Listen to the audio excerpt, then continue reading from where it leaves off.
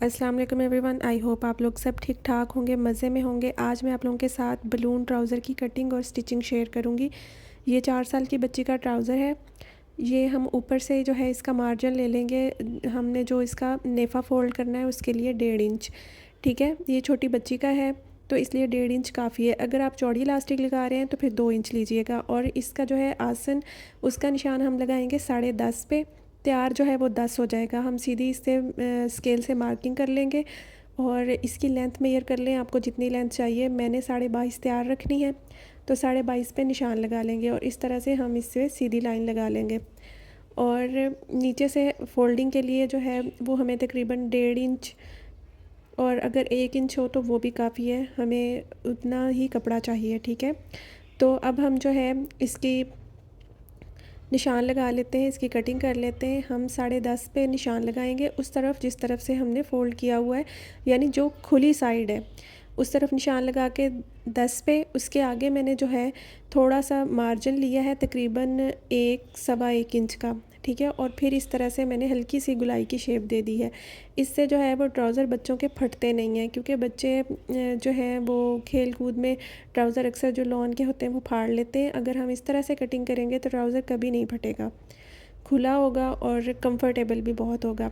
तो हम इसकी कटिंग कर लेते हैं। पाइंचा हमने जो है वो काफ़ी खुला रखा है, तकरीबन 12 इंच है यहाँ पे मेरे पास।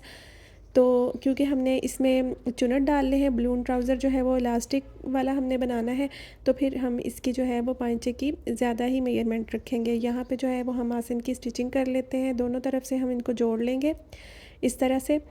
और फिर उसके बाद जो है हम इसका नेफ़ा फ़ोल्ड कर लेंगे। मेरी बेटी जो है वो चौड़ा इलास्टिक नहीं पहनती, वो उसमें कंफर्टेबल फ़ील नहीं करती, इसलिए मैं उसमें बारीक इलास्टिक ही पहनाती हूँ। इसलिए नेफ़ा जो है वो मैं पहले फ़ोल्ड कर लूँगी।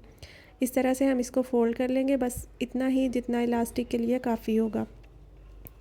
आप लोगों को अगर मेरी वीडियोस पसंद आती हैं तो प्लीज़ लाइक कर दिया करें और मेरे चैनल को सब्सक्राइब कर लें। आइंदा भी मैं आप लोगों के साथ इसी तरह की इन्फॉर्मेटिव वीडियोस जो हैं वो लेके आती रहूँगी। हमने नेफ़ा फ़ोल्ड कर लिया है। नीचे से हमने जहाँ निशान लगाया था पाइंचे पे, वहाँ पे हमने इलास्टिक ये बारीक वाली लेनी है और इसको हमने सीधी साइड पे रख के सिलाई करना है। इस तरह से सीधी साइड पे अगर हम रख के सिलाई करेंगे तो जो इसके ऊपर सिलाई लग रही है ना, वो नीचे की तरफ चली जाएगी, ऊपर नज़र नहीं आएगी। इस तरह से सिलाई कर लें इसको खींच के, जितना भी हमने निशान लगाया था उस पे। ये सिलाई करने के बाद कुछ इस तरह से हो जाएगा हमारे पास। ये देख लें आप, मैंने इसको सीधी साइड पे रख के किया है।